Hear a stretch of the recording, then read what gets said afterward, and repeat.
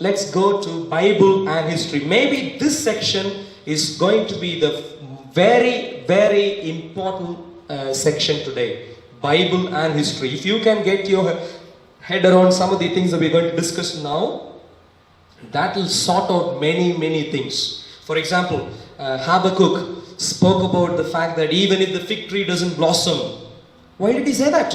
What was the historical context for what he said? Why did Jeremiah lament? What was he lamenting about? What's wrong with him? He's supposed to be a prophet of God. Was he not happy? Elijah, he brought fire from heaven on Mount Carmel. Why did he do that? What was the historical context? You see what I mean? Many portions of scriptures would really suddenly make clear sense to us once we understand the historical context. And what we are going to do today is only go through a brief overview, but hopefully that will already give us that will already help us reasonably in our walk with God and in our handling of scripture. So very, very important section of today. Now, having said that, in terms of understanding the history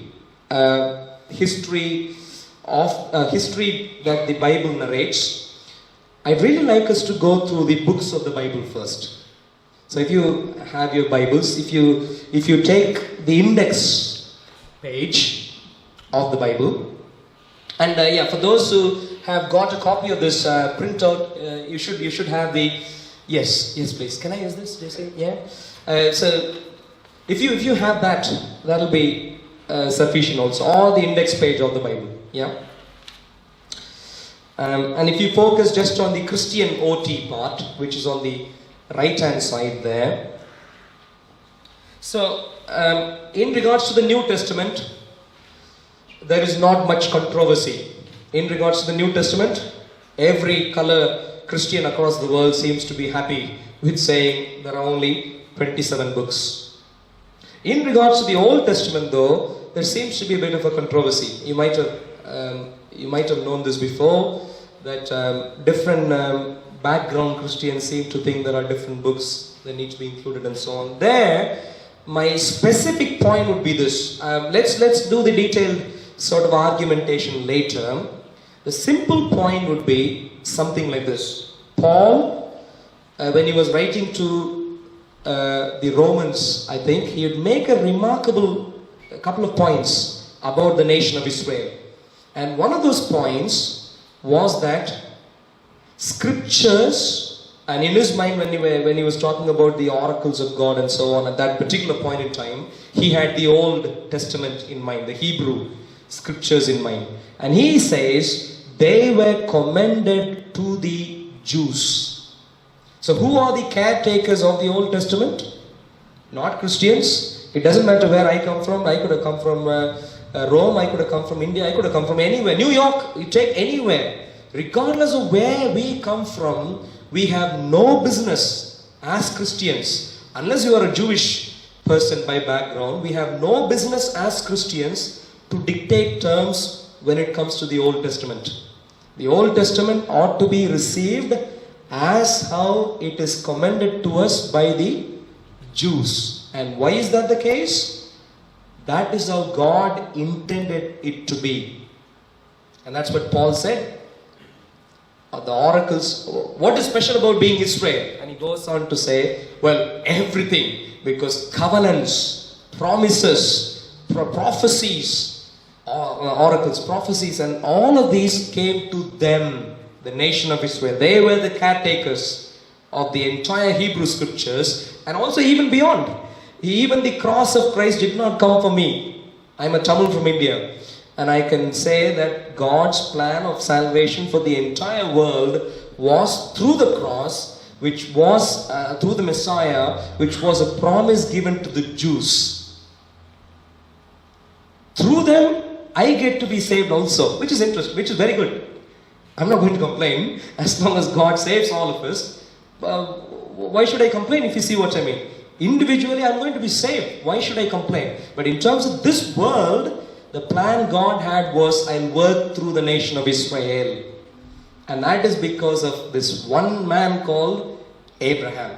God wanted to bless him, and because he wanted to bless him, he said, I'm going to choose one of your descendants as a nation to work out my plan. And so the point is, the simple way for now, at least when we are dealing with the overview, the simple way to solve the argument of what goes into the Old Testament is to say, what do the Jews consider to be scriptures? And that is the end of story. There's no more argument. And that is why, if you look at the picture here, on the left hand side, you find the Jewish Old Testament. They don't use the term Old Testament, of course. They use the term just Bible or scriptures. To them, that's the, when I say them, I mean those who haven't received Jesus as the Messiah yet. To them, Bible is only the Old Testament. Yeah. And if you look at the table on the left hand side, you find at the top, it says 24 books. So the Jews have in their Bible 24 books, as you find at the top.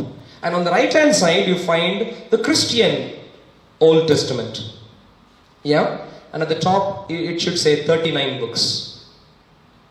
Yeah. And this is it should say 39 books. And the point is, but if you look at the lines, the sort of the rays going from the left to the right, do you see the rays going from the left to the right? What you would end up finding is, actually, in terms of the actual content, the 39 books that are what are called canonical books are exactly what, contain exactly what the Jewish Bible contains. That's the bottom line.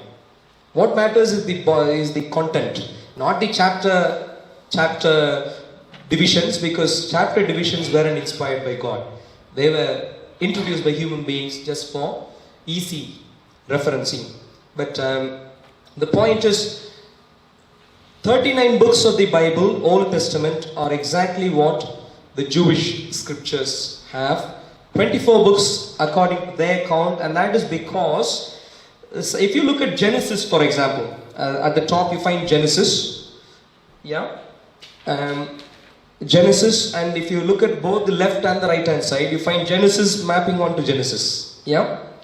Our Genesis is the same as their Genesis. But if you move on to, shall we say, Chronicles, which you should find, or maybe Samuel. Yeah, you see Samuel, maybe 5 or 6 books down the line from the top. Yeah, you find 1 Samuel, 2 Samuel in the list in the Jewish side. But then, do you see the number 8 next to it? Essentially, both 1 Samuel and 2 Samuel together is just Samuel for the Jews. They don't see it as 1 versus 2. It's just one book. And that's why you see the number 8, only one number there. But of course, in the Christian Bible, that would be 1 Samuel and 2 Samuel. So that's, things like these are the ones which lead to the differences in the number, 24 to 39. Similarly, Kings, similar 9. You see 1 Kings, 2 Kings, both of them have the same number 9. And if you look at the book of 12, what we would call minor prophets, you see Hosea, Joel, Amos, yeah? On the left hand side, do you see them? And do you see the number 13 next to it, next to those entries? The idea is they are just one book for the Jews, combined together, just one book. But we of course see them as, I think 12 different books. So the point is, the way we split things is different. But the underlying content itself is the same, with the 39 books which are in the canonical Bible. So what is called the Protestant Bible more generally. So that is where you find the books. So so that's the books of the Bible. So if we just maybe now focus on the right hand side, Genesis, Exodus, I'm just going to quickly read through the list there. Genesis, Exodus, Leviticus, Numbers, Deuteronomy, Joshua, Judges, Ruth, 1 Samuel, 2 Samuel, 1 Kings, 2 Kings, 1 Chronicles, 2 Chronicles, Ezra, Nehemiah, Esther, Job, Psalms, Proverbs, Ecclesiastes, Song of Songs, or Song of Solomon, Isaiah, Jeremiah, Lamentations, Ezekiel, Daniel, Hosea, Joel, Amos, Obadiah, Jonah, Micah, Nahum, Habakkuk, Zephaniah, Haggai, Zechariah and Malachi. Yeah? The thing is that the reason I read that out is not because of course you can read, not because I think you can't read, but because I really think we need to. Some of us might be familiar with all these books already, but I'm mainly talking to people who are new Christians, especially, where I think we really need to get conversant with using these names and trying to see what is where and that kind of thing. And that's why I'm reading out, because where I come from, and I still think this is true even here, which is, it's very unfortunate we have these things. Because the way, back, I think for years after I finished my schooling, I could precisely say, oh, this particular idea in mathematics I learned from this side of a book which I read. And I can say the side, and I can also say, oh, that's how I'd underline that there, and so on. That's how tactile learning helps. When we use all our faculties, this is where, children, they give them numbers which are written down in blocks so they can feel, not just see the number, but feel the number, also evaluate the color code and so on. And the point is, I'd really like us to take a physical copy of the Bible, a book, not the electronic, a hard copy of the Bible when we are really learning the Bible. And if you can, please make all sorts of marks that you want to make, because all these, the way God has created our capacity, our faculties is really marvelous. And the way you would remember, you might not remember 100 names, but you might remember the place where you underlined something, and that might stay with you forever going forward. And this is how, so this is why I really suggest reading. Even if you know something, read multiple times so you can become conversant. So the point is, so we have 39 books there. And now let's move on to, one more thing I need to say. The 39 books in the Christian Bible, we don't sort of categorize them necessarily in the actual index. It's just one list of books. But if you look at a Jewish Bible, you see them categorized into 3 separate categories. Yeah, the Torah, Nevi'im, Ketuvim. The Torah stands for the law, Nevi'im are writings, and Ketuvim are, Nevi'im are prophets and Ketuvim are writings. And there you get an idea of Genesis, Exodus, Leviticus, Numbers and Deuteronomy are all part of the law of God. That's where you'd find the rule book and so on. And prophets, Joshua, Judges, Samuel, Kings and so on. So that's how they have categorized. Why, for example, we might ask questions like, why did they call the book of Kings? And then why do they consider that as part of prophets? Is a question we might ask, because it's a very history-like book. And the answer could be something like, but they were perhaps preserved by prophets, written down by under the jurisdiction of prophets, and then communicated. For example, someone down the line from, of course Samuel was Samuel himself, or his own assistant sort of recording things and so on. And similarly, kings might have been some other prophets like him, sort of taking ownership of doing these things. So that's perhaps why they were called prophets. And later, the third section, writings, are called writings purely because they're not prophecies per se, but records of historical events or wisdom literature and the likes of them.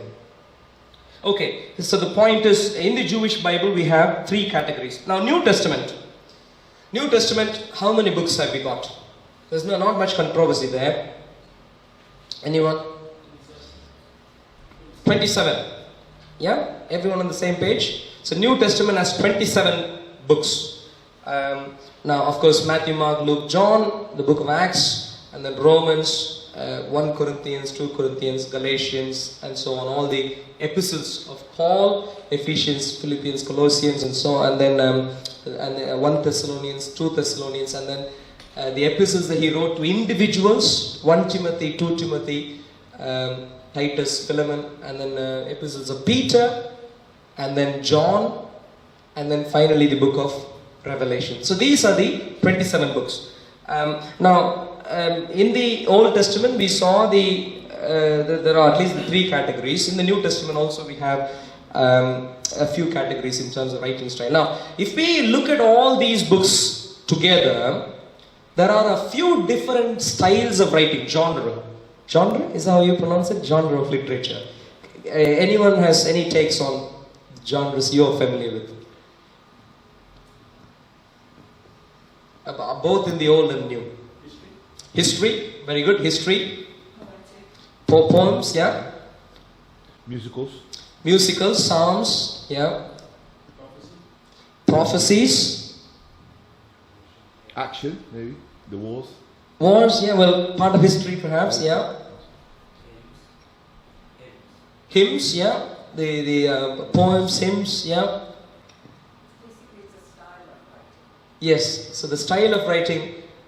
For example, if what's the number of books, going by the number of books in the New Testament, what is at the top in terms of style of writing? No, in terms of number of books. Letters. There were letters. What's the writing style of the Gospels? Biographies. They are biographies. Of course, they are historical literature, but in specific Gospels are biographies of Jesus. Yeah? Anything else you can think of? You can also say narrative. Narrative, yeah. History, narrative, yeah. Accounts, yeah. Yeah, the different kinds of accounts there. Any other style you can think of? Apocalyptic, yeah, Revelation. I don't mean the name of the book, but the actual content itself. It's apocalyptic, Revelation, yeah. Anything else? Prophetic, yeah. Eschatological, maybe? Eschatology, yeah. How about the first 5 books? History. Yeah, there is history, but there's something else to the first 5 books also, which we actually saw just now. Biographies, that is true also about Abraham, Isaac, and Jacob. But apart from that, how do the Jews call it? They're legal documents. How much legal were they? You have an entire legal profession based on that. You see the teachers of the law. The teachers of the law and lawyers. You know, in the New Testament you have the term lawyers used. The entire profession was based on the Torah. They were there to evaluate. And that's where the name judges come from. They were there to adjudicate. In other words, the first 5 books are proper legal documents. Anything else you can think of at all? Style of writing. Well, not that I can think of anything else, but yeah, that we have covered much ground. Theology, very good. Everywhere you find theology, whether it's poem, whether it's this, history, everywhere we find theology also. So in other words, at least the point is we must appreciate a few different writing styles were used. As per the context of the time, as per the context of the time and necessity, we find a few different writing styles involved. In terms of languages, which languages we used mainly in the Bible? Greek, Hebrew, a bit of Aramaic. Those are which one is Greek, which one is Hebrew? Yeah, old is Hebrew and some Aramaic. Yeah, only a few chapters. There's a speculation that they were primarily written. Firstly, the autographs were written in Aramaic because of the words used and so on. And the New Testament is Greek. Cool. So that's in terms of languages. And how do we perceive some of these? For example, there might be someone who shows up and says, "Oh, no, the New Testament, we think it's written in Hebrew, primarily, firstly, or Ethiopic, or wherever." There are all sorts of different ideas, marginal ideas that people advance. How do we come to some of these conclusions? Based on documentation available to us. For example, in the case of the New Testament, it seems like it is the Greek documents which seem to have spread right from the center of Israel across.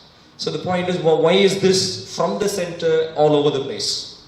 When what you were saying is only in a marginal area, not even at the center, but in a marginal area elsewhere. You see my point?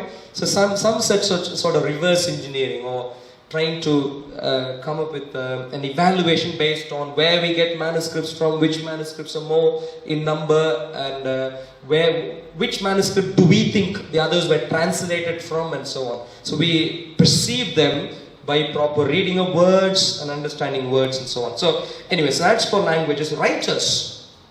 Who are the writers of the Bible? The first of the books, for example. Moses, yeah. Any other take apart from Moses perhaps? There is actually a bit of... Scribes? Scribes and Joshua as well. Yeah, Scribes and Joshua. But the first of the books, there is an alternative idea also, which is reasonable also. By both Judah and Israel. Hmm? By both the people in Judah and in Israel. And- Often the phrases are repeated. Yeah. So a book I was reading said that when Israel got taken up, those Jews came down to Judah. Yeah. They came down to Judah, and so both of them were put into the Bible. Yes. Oh yes, sorry, I'm not sure. So when I used the term Jew earlier, I don't know if that comment relates to that. I was using that in a slightly loose sense. That when we use the term Jew today, we mean Israel. What is of Israel?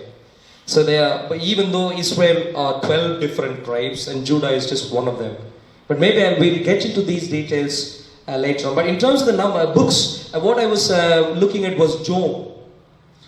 By the content of the book of Job, it seems like Job might have been a contemporary plus or minus 3 generations to Abraham. Through the words, through the names of his neighboring people groups. The way they are described, it seems like they are all family groups. And by the way things were organized even in Job's family, extended family, it all seems like they were clans as opposed to kingdoms which began emerging later on. So Job seems to be there. So in other words, it's either Moses or Job, but it's very hard. What we certainly do know was that Job, the book of Job, was preserved by the nation of Israel to posterity. That we do know. And therefore we take it seriously as scriptures. But what we don't know is who really wrote it first. It could have been Job, it could have been Moses, it could have been Samuel. We don't know precisely. And these things we are arguing about even now. But what we do know is that they were certainly preserved right through the ages by the nation of Israel. So anyway, so it begins by from Moses or Job, and it goes all the way to, which one do we think is the last of the books written? By Apostle John, and most likely the book of Revelation. So essentially John is about 100 AD. John's death is about 100 AD, Apostle John's death. And Moses lived around 1500 BC, roughly. So I'm giving rough dates now, rough years, just so we can have this clear in our mind. So if we, from Jesus' time, if we sort of go back, roughly, I'm giving rough timelines. From Jesus' time, if we sort of go back, 1000 BC, about 1000 BC is King David. 1000 years back, about 1000 BC is King David. And if we move back a bit, about 1500 BC is Moses. Move further back, about 2000 BC, or 2001 BC is Abraham. So Abraham, Moses, King David, going 1000 plus 500 plus 500, approximately. That's the sort of timeline we are talking about in terms of the time coverage. Topics we discussed a bit earlier, theology, topics we get to know of, we get to know about God, we get to know about the devil, we get to know about spiritual forces, we get to know about how God wants us to live, and so on. There are all sorts of content like that covered. Now, having covered these things, let's go to the history as per the Bible. What are the crucial events you would need to know when you're thinking about the history of the Bible? And these things I'd really like you to begin committing to memory, if not today, right away, at least over the next few days. The first thing, of course, is creation. So that's obvious, that's where everything began, creation. And then the next crucial event in the history of the world was the flood, Noahide flood. Crucial because everyone was wiped out apart from just Noah's family. It's almost as if, many times I'm tempted to say all of us came from Adam, but we can also say all of us came from Noah, because it started again. And another important thing that happened during Noah's time, because of the flood, which Peter brings out, he uses a term, the old world or former world, archaic world, is how he describes the world before him. In other words, I think with the Noah's flood, many things in the world changed. How many we don't know.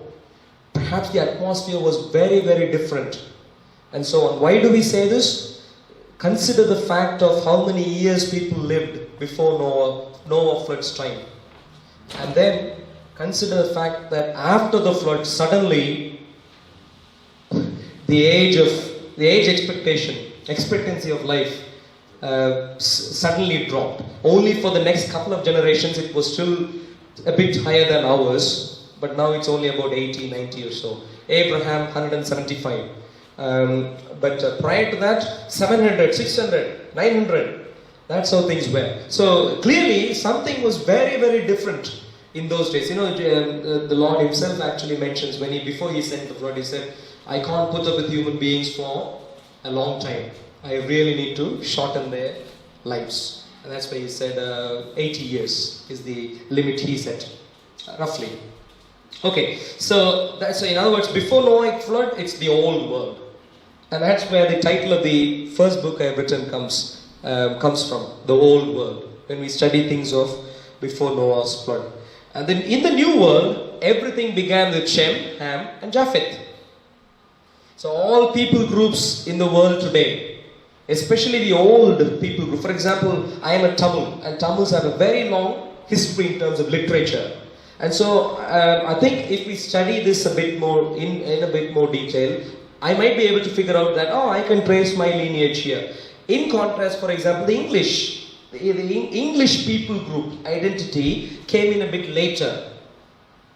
So I'm talking about the old people groups. The old people groups, you should be able to, if you do enough research, should be able to connect them back to either Shem, Ham, or Japheth.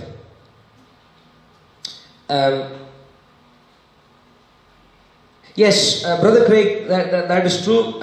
Yes, someone is asking in our group chat. People who have already registered, if you have questions, please, unless you're here in person, please do mention those questions on the chat group. And maybe Brother Darren can keep track of that. So Brother Darren is keeping an eye on that. So please ask your questions on the chat group. For others who aren't registered, live stream is the option, so please do ask your questions via that.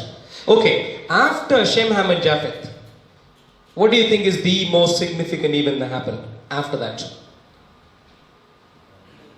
Tower of Babel. Why is that a significant event? Even though Shem, Ham, and Japheth are three, of course, separate individuals, they were still moving around as one unit. All people groups, they were just moving around. But it is during the Tower of Babel incident where God confused the languages, people groups split. You know, many times these days we study the family groups of languages. Some people assume family groups emerged because one came from another and so on. I am tempted to say that might not necessarily be the case. Another possible explanation could be God confused languages, but He did allow for some similarities to exist. I'm talking about old languages alone. Of course, there are many new languages, later languages also. I'm talking about the older languages. For there to be some similarities to an extent, they were happy to be neighbors. They moved around because they understood each other a bit more than how they understood the others and so on. But of course, I think there could be a complex thing in play with plenty of research needs to be done in this regard. But at the least, Tower of Babel is the next crucial step in history. And then the major thing that happened from there are the origin of nations. Where did the nations of the world emerge and at what point in time? After Tower of Babel, of course. Once there began there being many people in the same family groups, and especially when some of them began wielding power over the rest, you began getting nations. Yeah. Now, origin of nations. But if we cover all these things, which book do you think covers what we have discussed so far? Genesis, just in one book, you get to know the entire context. If you're reading a prophecy somewhere, and if you find, oh, this thing would happen to this particular people group, this is the judgment that's going to come. And if you don't know what people group that is, who they are, and so on, you might have to go all the way back to Genesis to figure out where they split, how they split. You know, sometimes when you go through the Bible, you come across boring stuff, or what might appear to be boring stuff.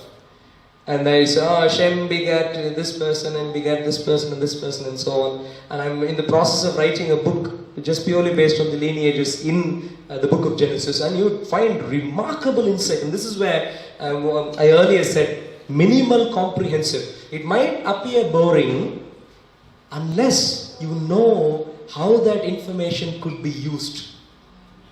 When you figure out, this is how I could use this information, then you suddenly see what might have seemed as boring stuff would suddenly look like a treasure trove. Oh, this is where he comes from. That is why he responded in that particular way, and so on. You might begin seeing all those things. And let me throw in just a quick example. The Palestinian conflict that's currently happening. Of course, Christians, many non-Christians think it's all recent. It's all from 1948 or whatever. But Christians think it goes back a bit further. But very few know where it began.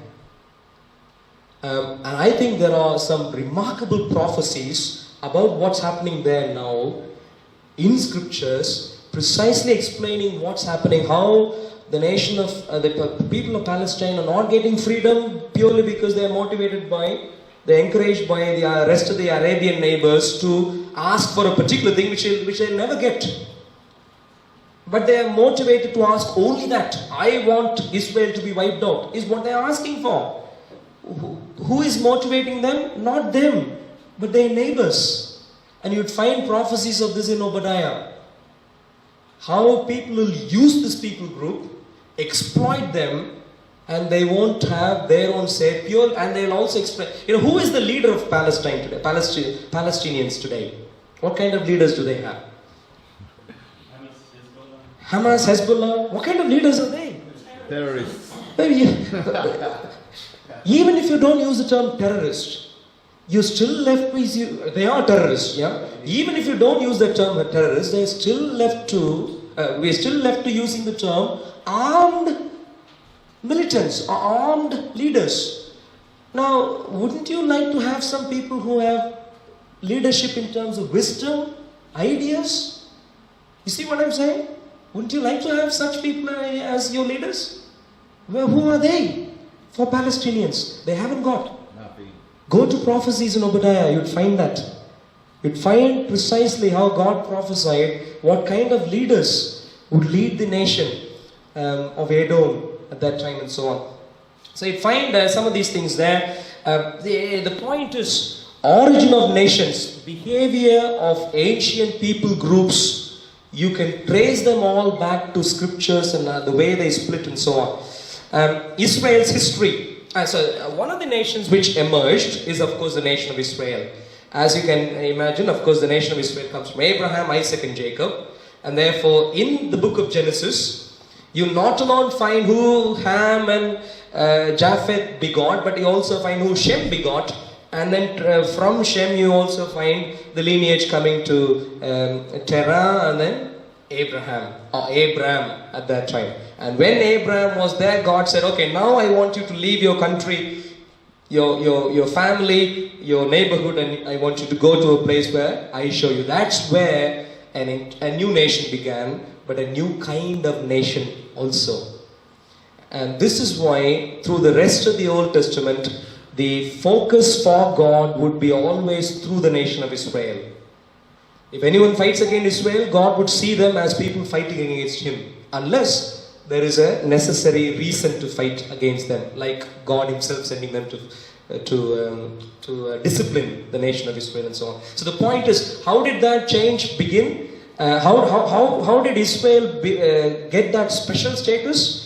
And the reason Israel got that special status was because the origin of the nation of Israel was in the will of God. You know, in the book of John, we find not born of flesh or not born through the will of man, but through the will of God. Those are the ones who are the born again, as we might appreciate in the New Testament. But the point is, we can have children according to our will. That's a normal delivery process of children. But there are some occasions where God wills. God says, can you please do this? And then a child is born. And that's according to God's plan. Similarly, in terms of nations, the nation which began to exist on the face of the earth purely because God willed was the nation of Israel. And God said, Abraham, leave, go somewhere where you'd be a foreigner. No one to support you, but I'd support you. I would feed you. I would make you a great nation. Every other nation, they came into being by themselves. And so that's the nation of Israel. We find the emergence of that nation also amongst the rest of the nations in the book of Genesis. Okay. Now moving on from there, the rest of the books of the Old Testament, what do they cover? The rest of the books of the Old Testament cover the aspect of how God picked up the nation of Israel, gave them a law so they understand what kind of God He is and what He expects the nation of Israel, how He expects the nation of Israel to be. And then when they go against that, deviate from that, God comes in and corrects them. When they go far away, He comes in, corrects them very severely, even by sending other nations to fight against them, to limit them, and so on. But ultimately the point was, from Exodus, from the book of Exodus, the entire story going up to Malachi, the book of Malachi, is how God leads the nation of Israel in all the troubles that they go through, but beginning at the point where He gives them a law. So there's an introduction there. The law indicates the nature of God. I like this. I don't want you to murder. And that law, that legal point means I don't like murdering. I don't want you to look at another man's wife. And that specific legal point means I don't like that. So what God did not like showed up as legal points. Don't do it. What God liked showed up as legal points to say, do it. In other words, the nation was supposed to know who God is through the law at that particular point in time. And this is why the psalmist says, your word is a lamp unto my feet and light unto my path. And this is why King David himself said, I meditate on your word. Why does anyone have to meditate on a legal document? How many lawyers meditate on a legal document?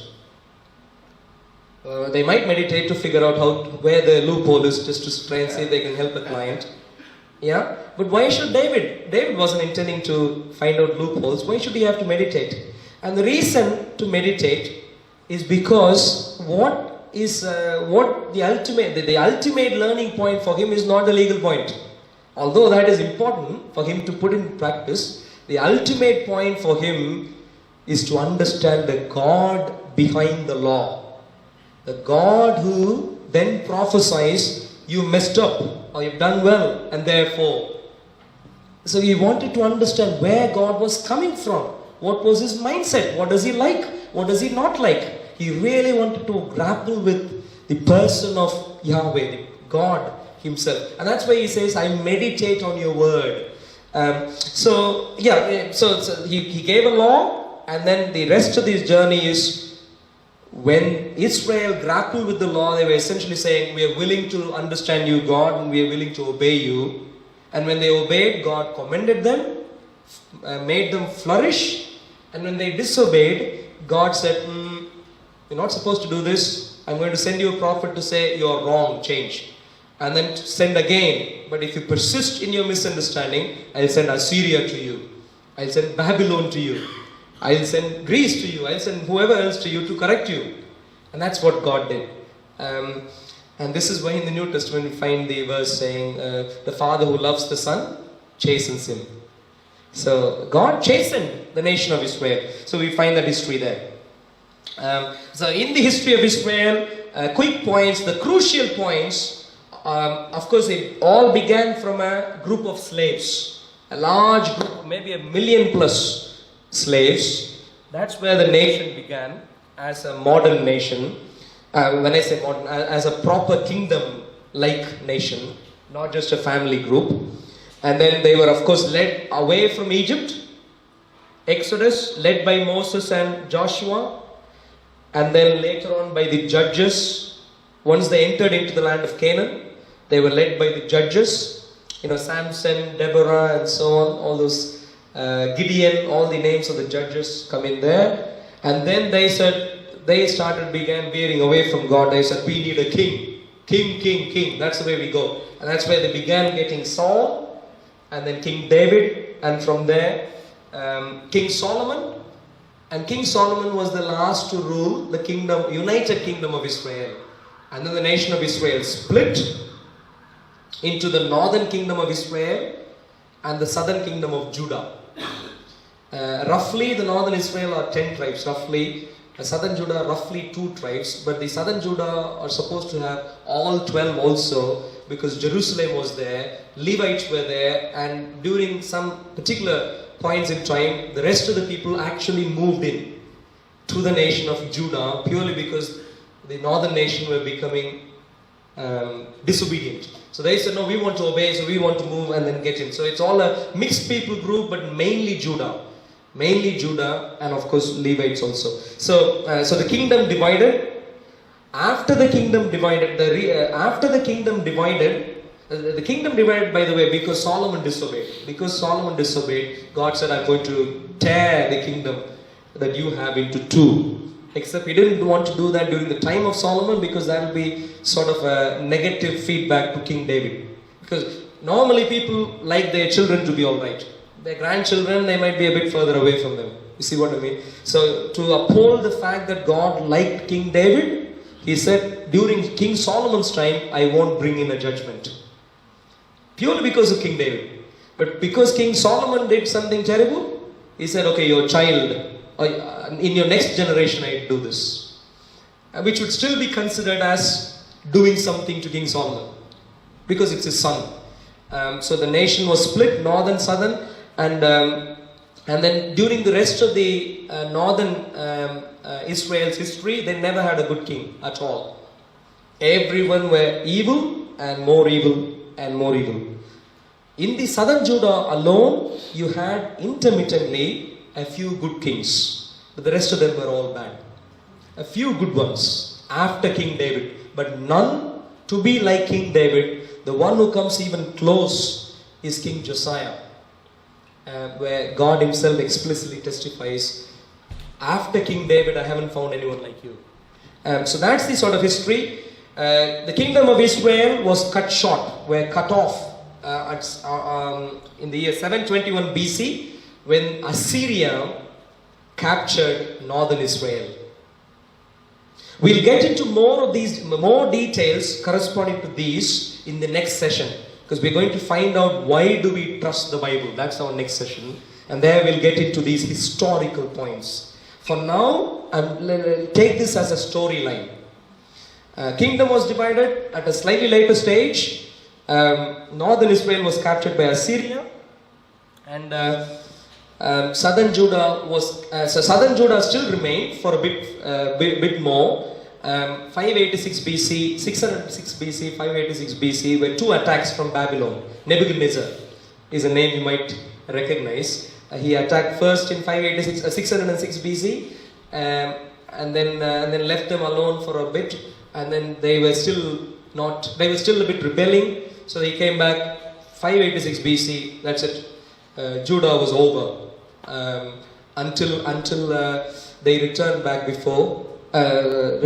during the time of Ezra and Nehemiah, when King Cyrus sent them again. So this is the rough sort of history of Israel. Yeah, can I please repeat this? Exodus, slaves go into Canaan, become a kingdom. The kingdom initially, not a kingdom, became a nation with a land, but ruled by judges. Ruled by God Himself through the judges at that time.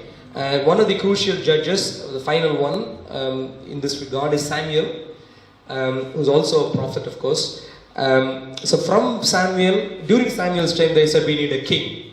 And that's when you began having a kingdom with King Saul. There were only 3 kings who ruled the united nation of Israel. Saul was the only, 2 dynasties. One is Saul, and with him that dynasty is gone. And the second is King David. King David's dynasty is the one which still is supposed to be there, even in the eternal kingdom, through Jesus. So 2 dynasties, King Saul and gone.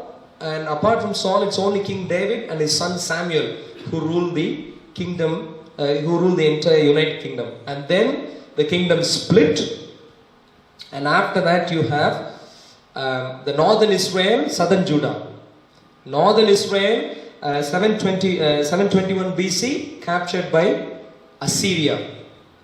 Southern Judah, captured later on, 586 BC, finally by Babylon. And then you might have heard the term Babylonian exile. By the rivers of Babylon.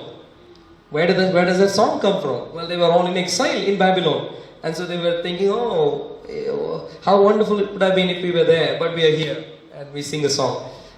So that's where the song comes from. So that's where they lived.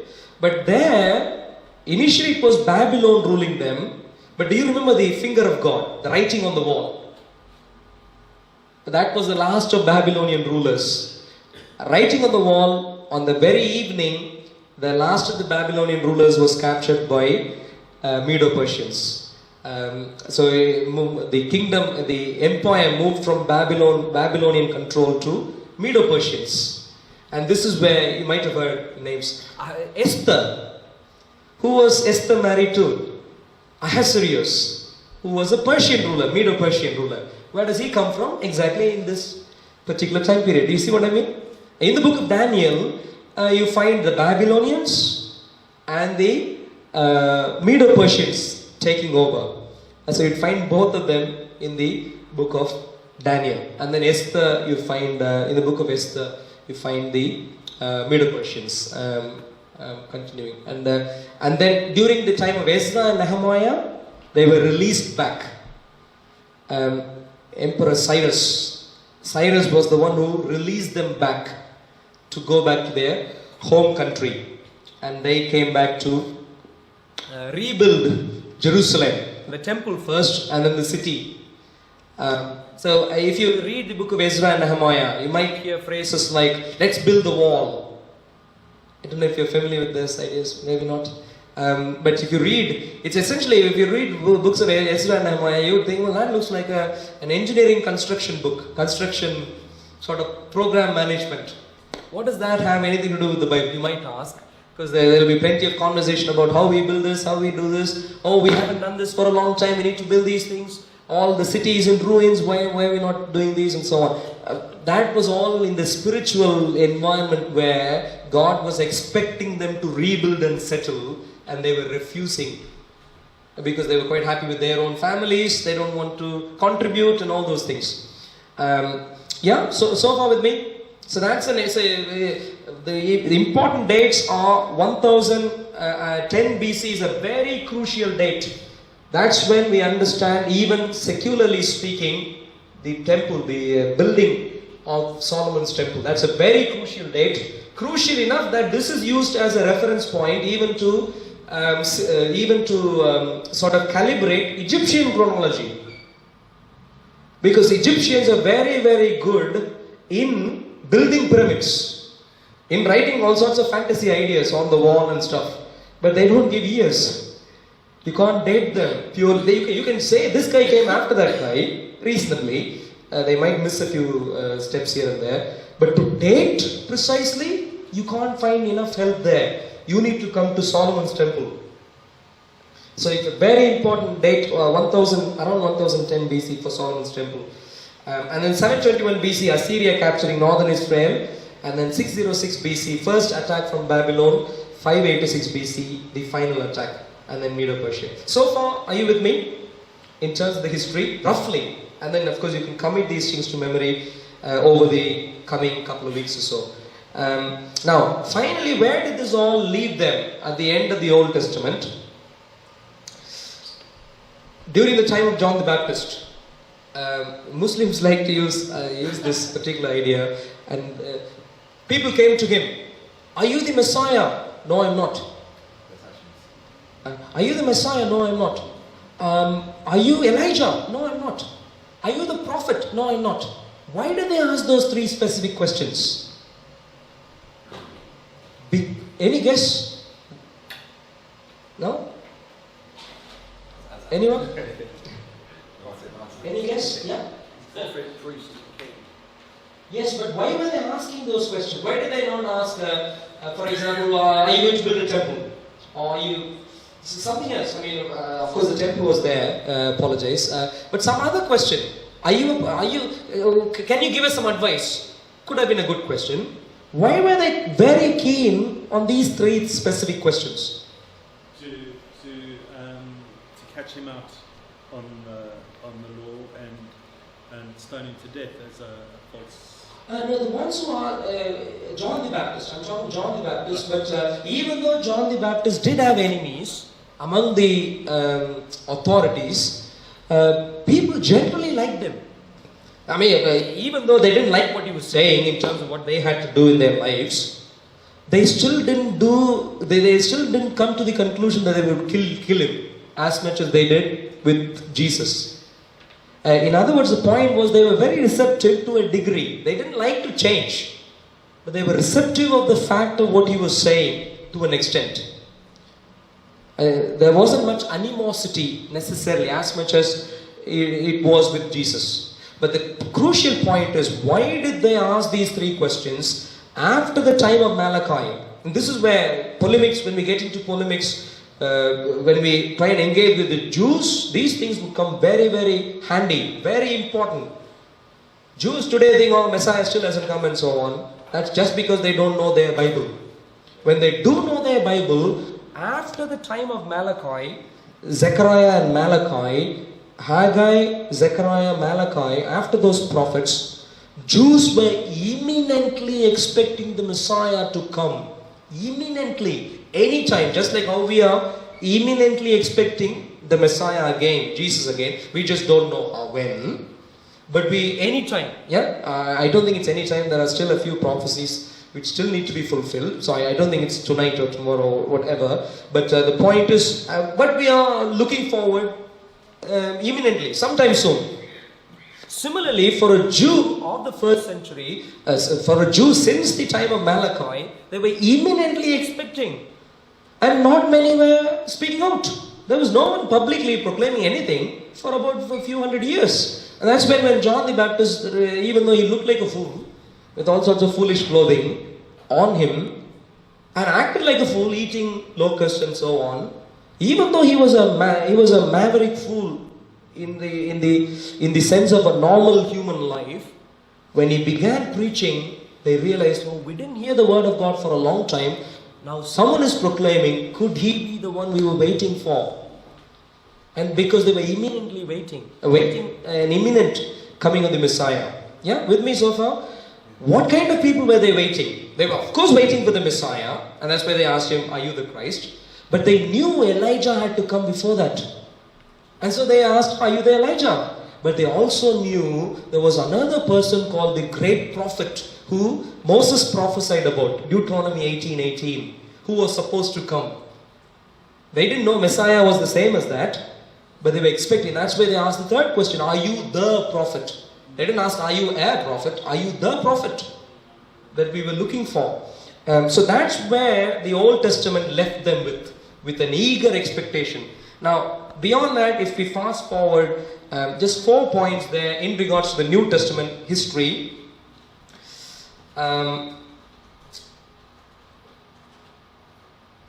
What does New Testament cover in terms of history? Jesus, the apostles, the church, and that's it. And then it leaves the door open because, so some of you might be aware, Book of Acts essentially doesn't finish in a nice way.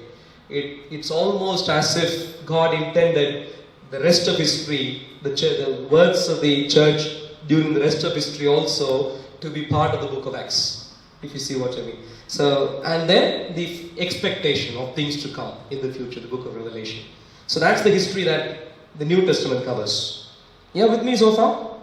Yeah, reasonably clear? Cool. Let's just now map quickly which book fits in where. And I think in the printouts you should have these, this particular table. Which book? Let's quickly go through and then open up the floor for questions, please. Books. So, like we said, if you look at the left-hand side column there, creation, man up to Noahic flood, Shem, Ham, Japheth, Babel, origin of nations, and then in Israel, slaves becoming freedmen, Israel under Moses, Joshua, Judges, Saul, David, Solomon, and then the divided nations, and then further down, Assyria capturing northern Israel, and then further down, southern Judah being captured by Babylon, Medo-Persia, Judah, return of Judah. Are you able to follow the left column there?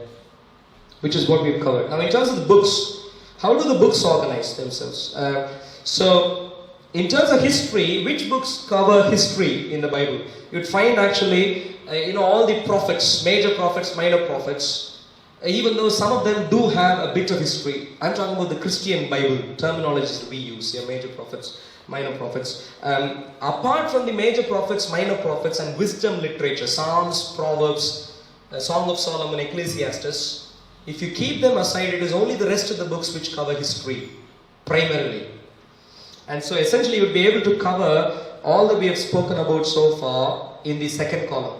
As you can imagine, until the origin of nations, it's Genesis primarily. Primarily Genesis. And then Exodus, Leviticus, Numbers, Deuteronomy, Israel under Moses. Yeah? Israel under Joshua, of course. And then the period of Judges. Ruth comes somewhere in between. We don't have any specific category for that, but it's still period of Judges from the description of the nation of that time. King Saul covered by 1 Samuel, King David covered by 2 Samuel, Israel under Solomon, 1 Kings, book of 1 Kings covers Solomon and a few other kings after him, including when the nation was divided. And then 2 Kings begins there and then takes it forward. Northern Israel and Assyria covered by 2 kings, even going up to Babylon, capturing southern Judah. And then of course Medo-Persia, we have Esther. I'm talking only about history books. So Esther, Ezra and Nehemiah is when they return back. I'll come to the New Testament in a bit. Now if we go to the third column, there I have listed all the prophets and the wisdom literature when they were written down. So you find Psalms, Proverbs, Ecclesiastes, Song of Solomon, of course all of them correspond to the time of Solomon. Solomon was the main contributor for them. Psalms, the main contributor was King David. There are other Psalms also in the book of Psalms, but the other prophets, Obadiah, Joel. Obadiah was one of the first writing prophet.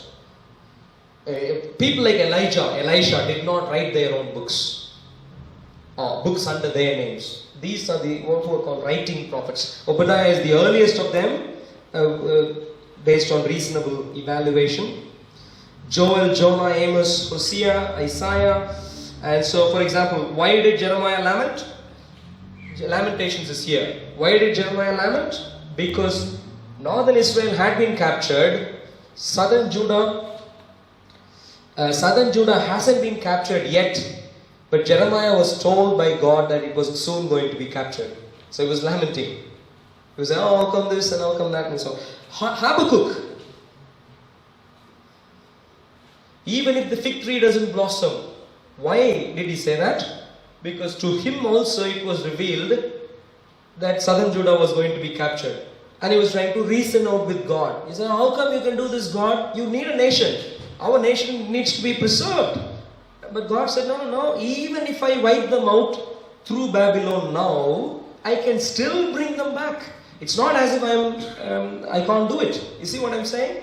And that's why he then came to the conclusion, I will trust you. You are saying you'll do it, even though I don't understand, I'm going to trust you, that you are going to do this. And that's where Habakkuk's thing comes in. You know, Daniel in the lion's den.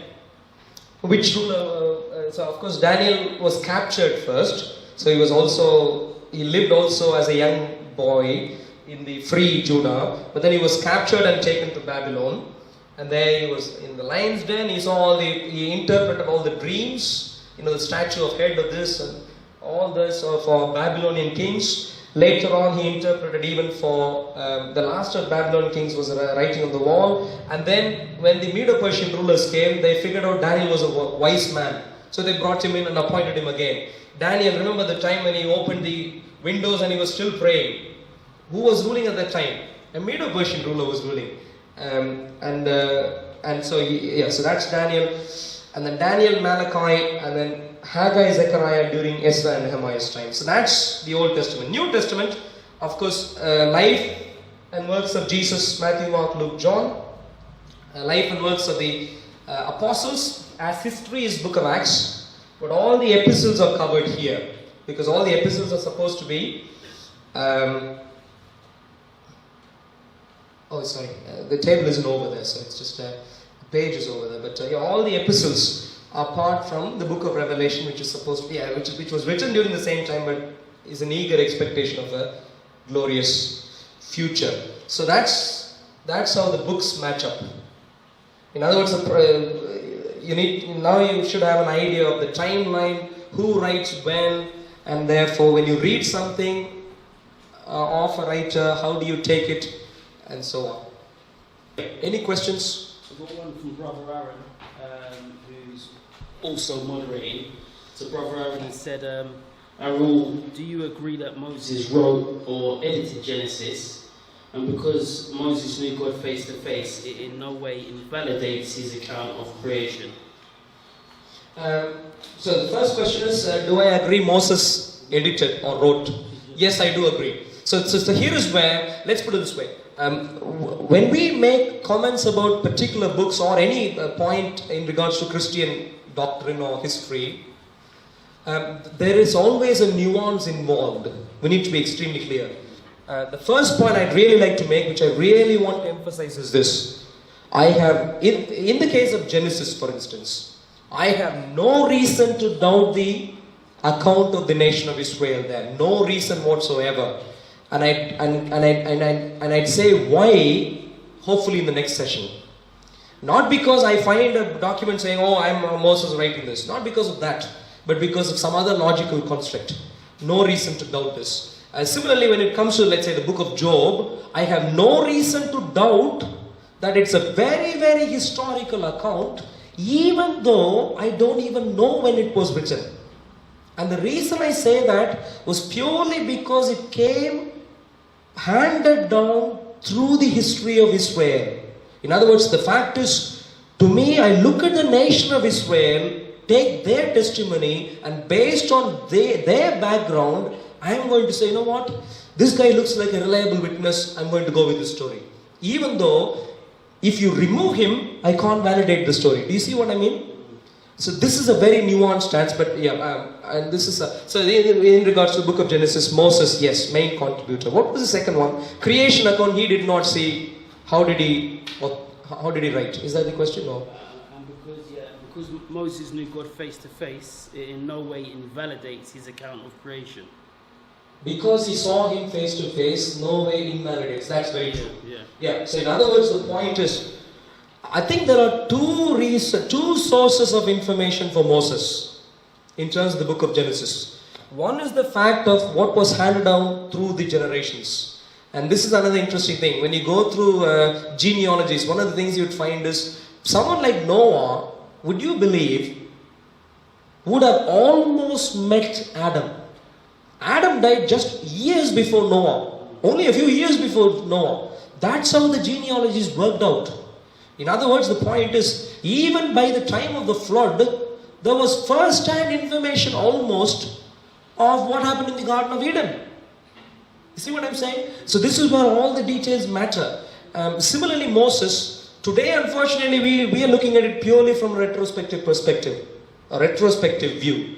But during his time that wouldn't have been the case. During his time you have the history of Abraham, Isaac and Jacob preserved through their oral traditions. And this is where I'm not like the Muslims. I don't believe in oral tradition producing reliably accurate documents in regard to every word. That will be a bit silly, and this will be part of our polemics when we get on to that. But I think roughly he should have known what happened to Abraham, what happened to Isaac, and what happened to Jacob, and so on. Now, through Abraham again, from Noah's children, Shem, Ham, and Japheth, what happened prior to that? That's source number one. But the point is, that's not supposed to be a reliable source. That's roughly a good source, like a hearsay source, but more than a hearsay. But the crucial source, the one which gives me the gives me the confidence in the book of Genesis being word by word accurate, is the fact that you would never ever have anyone like Moses in terms of prophets apart from Jesus. Never ever. Look at Moses. Red Sea split. 10 plagues. Rod turning to snake. All sorts of things that Moses saw, and not alone Moses, the entire nation of Israel saw. But I saw Adnan arguing in the speaker's corner, which was a mockery the other day, because I think he doesn't know basics of the Bible, which hopefully we'd hopefully catch up with him coming Sunday. The point is, if you compare Muhammad with Moses, you seriously have a comprehension issue. You seriously have a comprehension issue. Moses, no one comparable to him except for Jesus. But of course, Jesus is God, that's a different story. But in terms of being a prophet, or doing the works of a prophet, the point is, that's how he saw God. And therefore, for him, there was no reason to doubt when God led him gave him details. No reason to doubt that. Just write it down, period. In other words, it's pretty much like, I have the best possible witness here. He is telling me, I haven't seen it, but why should I doubt him? Best possible witness. In terms of credibility, signs and wonders and this and that. And so Moses can easily see that this is the Creator. And therefore, anything he says, I'll go with it. Yep. Any other question? One more. Yep. Sorry. This one was by, I believe her name was Christ Our Saviour. And she asks whether you believe in the gap theory. Oh, creation. No. No is the short answer. It's a highly untenable. Again, unfortunate that there are some Christians or supposed Christians who are advancing these ideas, and many times when they advance these ideas, what I also find is that they don't know science also. They don't know science, but they want to appear as if they are friendly with science. And all that I can say is, wait a second, there are people who know science, who are Christians, who can deal with this. If you don't, I'm not saying only scientists should talk about science. That's not what I'm saying. I'm saying if you don't know science, please don't deal with it. Let the ones who know deal with it. And there the point is, valid science, verifiable science goes hand in hand with what we know from creation account. And the Old World book looks at these from a biblical perspective. It's not a polemic, it's an apologetic resource. It's all consistent. No gaps involved, nothing involved. Young earth, Abraham came in, like I said earlier, about 2000 years before Christ, but interesting also roughly about 2000 years after creation. So roughly in the middle there. So roughly about 4000 years before the flood. Roughly, I say roughly because There's a bit of leeway here and there, but roughly 4,000 years before Christ and about 2,000 years now after Christ. That's how I see it. And any other view advanced has serious fundamental issues. And one of the modules that we cover is Bible and science, and we'll get into details of them. Last question. Any other question? Yeah? You said something about they were expecting Elijah before Jesus came. Yes. I thought that was the second This is a remarkable question. We cover more of this in one of our other modules, certainly, but I'd like to give a short answer. Which is, so let's put it this way. The Bible, Old Testament prophesies about resurrection. And Paul even quotes that for scriptures to be fulfilled, Jesus rose up just as scriptures prophesy. But I'll give a challenge to Christians. Find where that's prophesied. And you'll find it really hard. Where do you find resurrection? You find the idea of the reigning king, the suffering servant. Of course, if you need to put together, you might think, okay, resurrection is a good way. But where would you find the actual resurrection being prophesied? And there is only one verse in entire scriptures, as far as I know. There could be more, but as far as I know, only one. Point is this. But we assume it has been prophesied. Sometimes we don't inquire much. The point is, Jews look at Old Testament very different to us. And I would suggest that we Christians should also look at it like that. When we read the Old Testament, I think I would personally discourage us to read the Old Testament from the viewpoint of a Christian, primarily. I'd rather say, put yourself in the shoes of a Jew before the time of Jesus and then read. And what would you then make out of things? And that is where the idea of the second coming is very solid. And we'll deal with that in one of the upcoming modules. But it'll be very hard to come to that conclusion unless you are able to put all sorts of scriptures together, which people found it hard to do. Even John the Baptist, someone like John the Baptist, he didn't know what the Messiah was supposed to do. And that's why he sent his disciples. Are you the one? So how many of us Christians today know about what precisely is going to happen during end times? We're still grappling. It's very complex. So from their perspective, Christ had to come. Once, twice, they wouldn't even have thought about that. Christ had to come, but prior to him, Elijah had to come. That's how I would have looked at it if I were there at that time. Today, of course, because we have more information, we have a slightly different view. Did I answer your question? Yeah. So they would have expected Elijah to come before, but they wouldn't have viewed that as first coming versus second coming. In both the comings, that is true, by the way. In both the comings, the same prophecies would be fulfilled. Elijah, who is John the Baptist for the first coming, the Messiah, and there is going to be Elijah in the future. Who is it? Of course, we don't expect him to come by the name of Elijah. He won't say, I am Elijah. John the Baptist did not say that. But he came in the spirit and power of Elijah. Did anyone notice, just an interesting aside, John the Baptist, where was he living? In the wilderness. What kind of clothing did he have? Fur clothing, like a wild man. What kind of things did he eat? Why are these things recorded in the Bible? Any guess at all? There's an old prophecy that says he will be in the wilderness.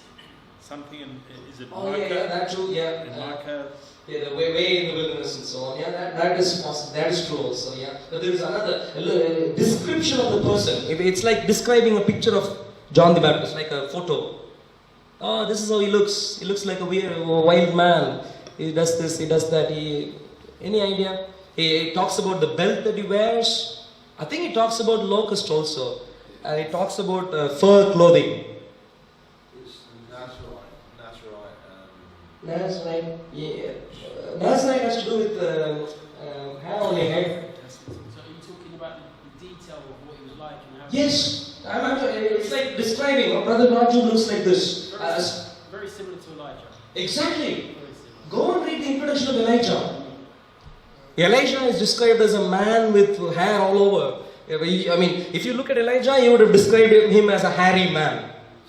And come to John the Baptist, a hairy man. But not through his own hair, but through the fur. Which is quite unusual, apparently, for the time that he was in. And that's why they're describing it explicitly. And a wild man, living in the wilderness, eating all these sorts of strange things. A belt of leather and so on, which apparently, because of the way they're describing, also seem special and uniquely identifiable. Uniquely be able to use to identify John the Baptist and Elijah. You see what I mean? So these things are described. So when people saw him, if they had read the details of Elijah, they would have said, oh, this could be Elijah. Why not? And they come to him. So that's an interesting aside. Apologies. Do we have three gods? One sec. Yeah, three gods. How can God die? I think it's more of a hectic one. I don't know. Okay, so we'll maybe ignore that for now, or maybe I'll give a one-line answer, and that is this: people ask that question purely because they do not know a real, infinite God. They've seen only finite things. Based on finite things, their question would be valid. But God is not finite. God is the only infinity. I've spent some time thinking about this. In mathematics we use infinity in all sorts of different places, which is quite useful. But in carefully thinking about all those things, I have come to a working idea for now, and I'd like to justify that through proper mathematical arguments. And that is, I think there is only one real infinity in existence ever, anywhere, and that is God. And because people haven't seen any other infinity, they come up with all these questions. People who ask these questions, the point would be, you really haven't grappled with the notion that we're talking about a God who is much more than us. Not just like you and me. Not like the apples and oranges you see. You see what I mean? And that's the quick answer I'd give, but beyond that I think we need to keep that for a later date. Our focus now would be to cater to Christians mainly. Any other question or comment? There is one interesting here. How can Jesus be God if Jesus doesn't know the hour? Is there in the live chat also? As a man or God? Is there in the live chat or? Live chat, okay. So yeah, that's also one of the other questions. How can Jesus be God if he doesn't know the last hour? JC had a video clip of mine. Unfortunately, that's not exactly the answer I gave. And we were intending to give a proper answer. The proper answer is dependent on a couple of things. I think Christians also need to properly define what omniscience is, especially only using scriptures first. What is omniscience? And I think what Christians have done so far, we have really just used definitions which others have given, which the language has imbibed, English language or whatever else, and we are purely going with that now. I think we need to revise that using scriptures. What does scriptures talk about, say, when it comes to God's knowledge? How does it portray God's knowledge? Using that, I think there's a very nuanced approach to defining omniscience, and once we get that right, the point would be God genuinely has allowed free choice to exist, and this is logically, philosophically a very valid thing when we get to the details. God genuinely has given us free choice. It's not as if he knows what's going to happen and then he's seeing us as if he doesn't know, and it's purely depending on us to work that out. There is a nuanced approach to this, and based on the nuanced approach, the fact of saying Jesus should have known the last hour, I think is wrong, purely because the last hour hasn't been decided yet by God. And the book of Revelation, I normally go to chapter 5, I think somewhere in chapter 5 you'd find people under the altar of God, under where God was sitting, martyrs would call out, "How long, O Lord?"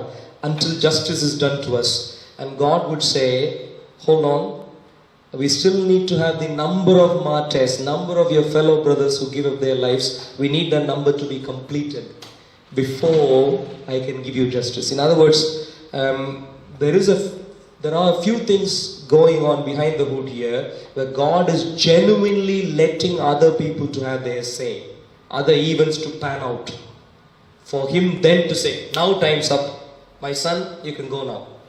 And then Jesus would return back. Because the decision hasn't been taken, it's not part of omniscience for that to be known. But here is where the term omniscience needs to be precisely defined based on scriptures, which we'll get to later.